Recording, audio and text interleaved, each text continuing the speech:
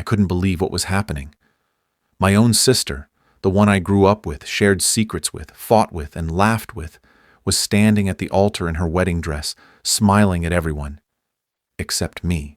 Then she turned, her eyes cold, and said, loud enough for the nearest guest to hear, "I didn't expect you to come." Just like that. A public slap disguised as a sentence.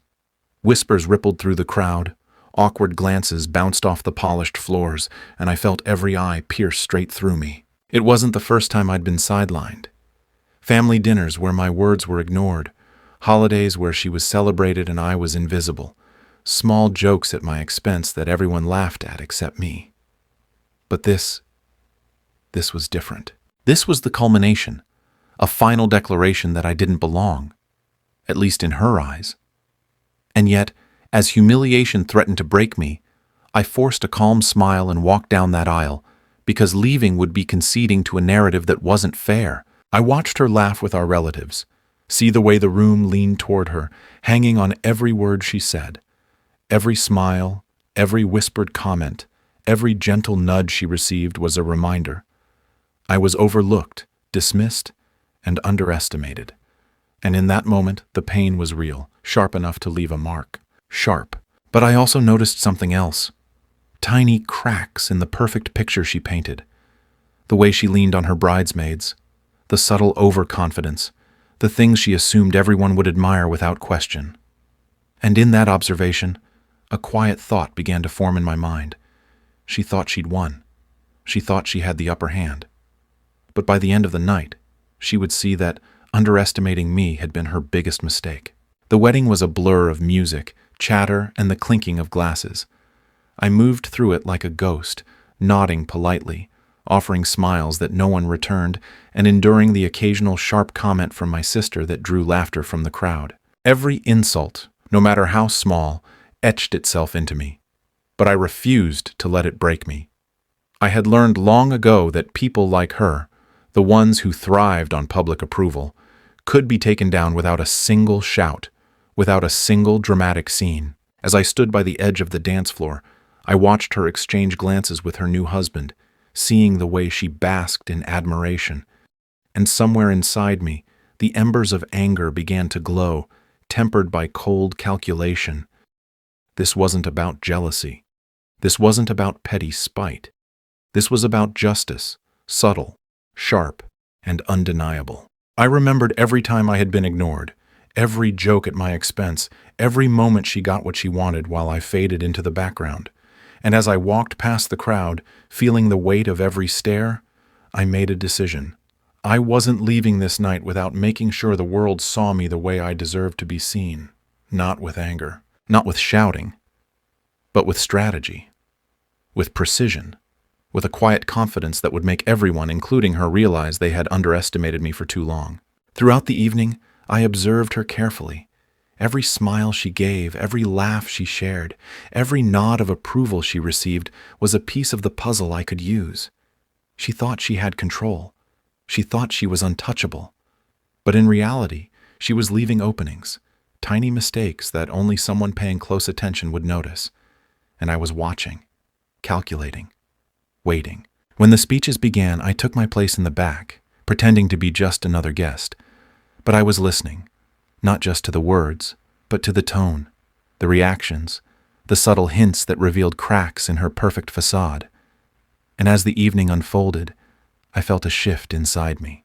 The humiliation I had felt when she rejected me publicly was still there, sharp as ever, but now it was intertwined with anticipation. The stage was set, the pieces were in place, and I had just enough information to turn the night into something unforgettable, in a way she would never see coming. By the time dinner was served, I had formed a plan, not a reckless or vengeful one. That would have been obvious. This had to be subtle, precise, and socially undeniable. She would feel it without knowing it came from me. And the beauty of it was, no one would suspect me. After years of being underestimated, of being sidelined, of being ignored, it was my turn to quietly take control. And when it happened, she wouldn't just be shocked. She'd realize she had made a grave mistake by rejecting me. As the candles flickered and the speeches continued, I positioned myself strategically. I smiled, nodded, and observed, taking note of every movement, every expression, every slight hesitation. She believed this was her night. She believed she was untouchable. And that made her perfect for the lesson she was about to learn. Because tonight, I wasn't just the sibling who had been rejected. Tonight, I was the one in control. And by the time the evening ended, she would understand that underestimating me had been her biggest mistake, one she would never forget. Dinner began, and the chatter was almost unbearable. My sister was at the center of it all, laughter, compliments, attention, completely unaware that someone else in the room was noticing everything. I moved among the tables, offering polite smiles to relatives, nodding at old friends, and subtly observing every detail. The seating arrangements, the toasts, even the placement of the wedding gifts. Everything spoke volumes if you knew how to read it. She thought she had control, but she had left openings.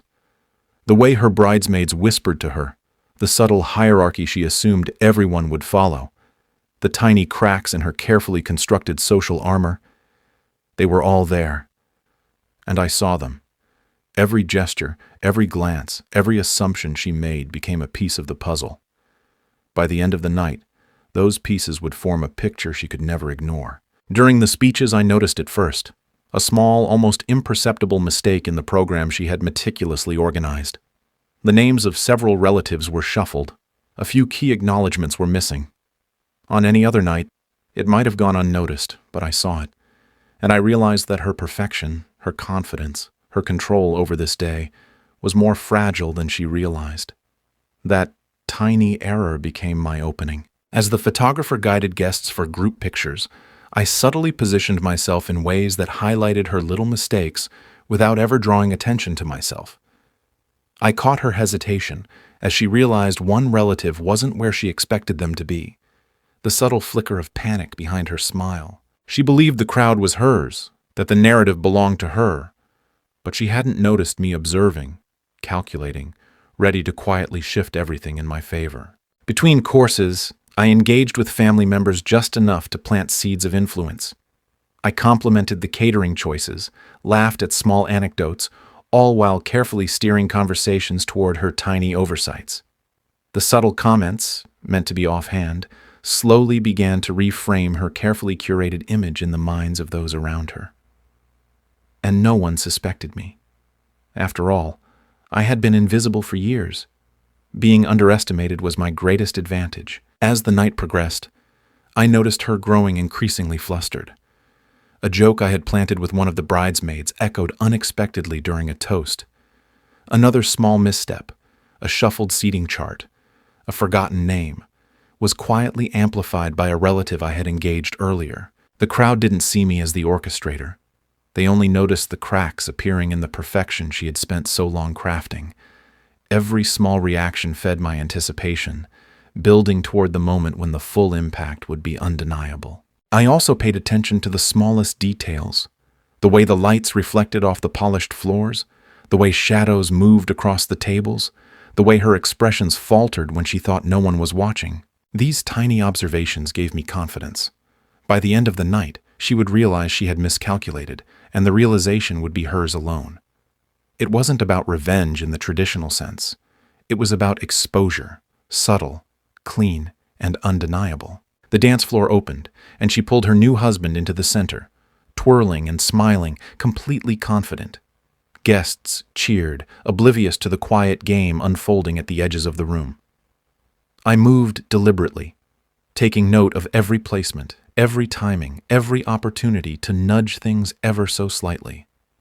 Each small action, unnoticed by anyone else, was a thread weaving toward a larger pattern, a pattern that would culminate in a moment she couldn't control. By now, my internal narrative had shifted from pain to focus.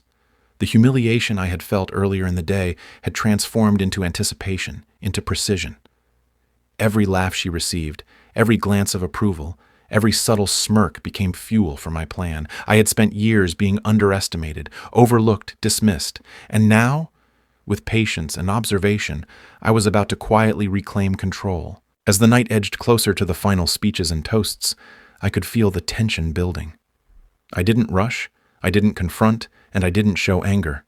All of that would be too obvious. Instead, I remained calm, patient, deliberate, the invisible hand guiding small dominoes into place. And when the final moment came, when everyone's attention was fixed, the dominoes would fall in a way she could neither prevent nor ignore. By the time dessert arrived, I knew I was ready. I had positioned myself strategically, observed every nuance, and subtly influenced perceptions without anyone noticing. The stage was perfectly set. She believed she had control. She believed the narrative belonged to her, but she was about to discover that underestimating me had been her gravest mistake.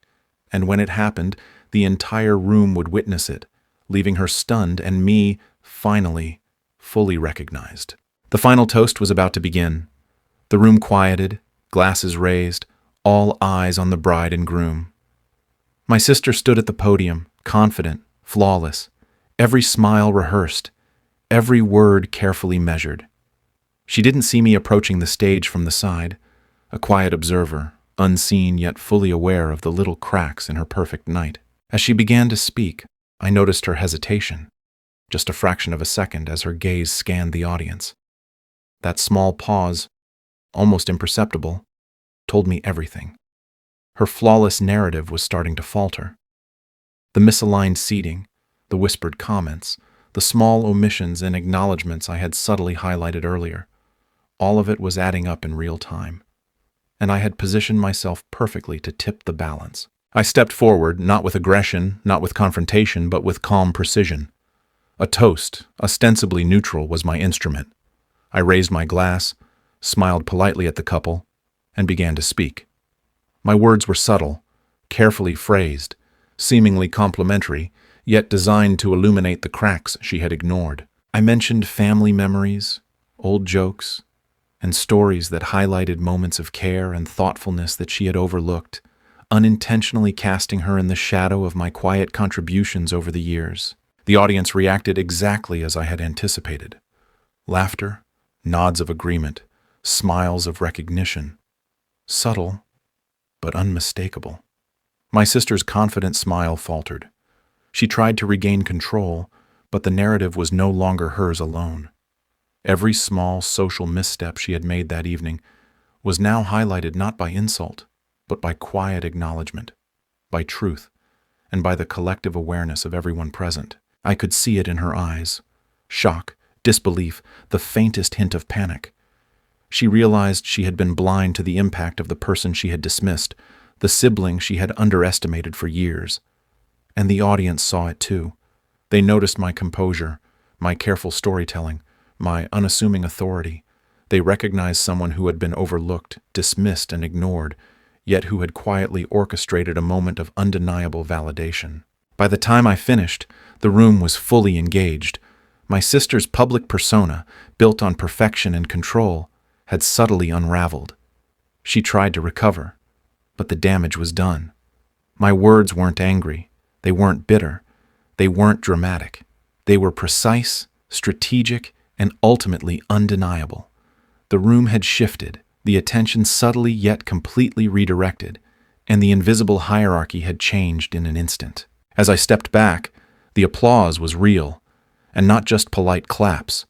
It was acknowledgement, recognition, a quiet social vindication for years of being underestimated. My sister's eyes searched mine for confrontation, for anger, for anything she could use to regain her composure. But all I offered was a calm, satisfied smile. The tables had turned, and she knew it. Later, during the quieter moments of the reception, I could see her processing it, the little gaps she had ignored, the misjudgments she had made, and the subtle way her dominance had been undercut. No shouting, no dramatic confrontation, no public shaming, just precision, observation, and patience. That was enough. I moved through the rest of the evening with a quiet confidence. People approached me, shared stories, thanked me for reminding them of the little moments that truly mattered. And all the while, my sister was left to reflect on the irony. She had rejected me, underestimated me, and yet I had orchestrated the moment that would define the night. She had intended to make me invisible, but instead, I had become unforgettable. As the night drew to a close, I found a moment alone to reflect. The pain I had felt earlier had transformed into satisfaction. Not petty revenge, not vindictive triumph, but quiet, undeniable recognition. The injustice I had endured had been acknowledged in the most satisfying way possible, and for the first time in years I felt seen, truly seen, in a room where I had once felt invisible. Walking out of the venue, I could hear laughter, music, and chatter continuing behind me, the reception alive with celebration. But for me, the night was already a victory. She had rejected me, underestimated me, and tried to make me invisible. And yet, through patience, observation, and subtle action, I had turned the tables. The very person she had dismissed had orchestrated the one moment of the night that no one would forget. And as I left, I realized something else. The greatest victories aren't always loud. They aren't always dramatic. Sometimes, the most satisfying triumphs are quiet, strategic, and undeniable. The kind that leaves everyone, including the person who wronged you, speechless. Tonight, I had won. And she had finally learned the lesson that years of rejection and dismissal had prepared me for. Never underestimate the one you think is invisible.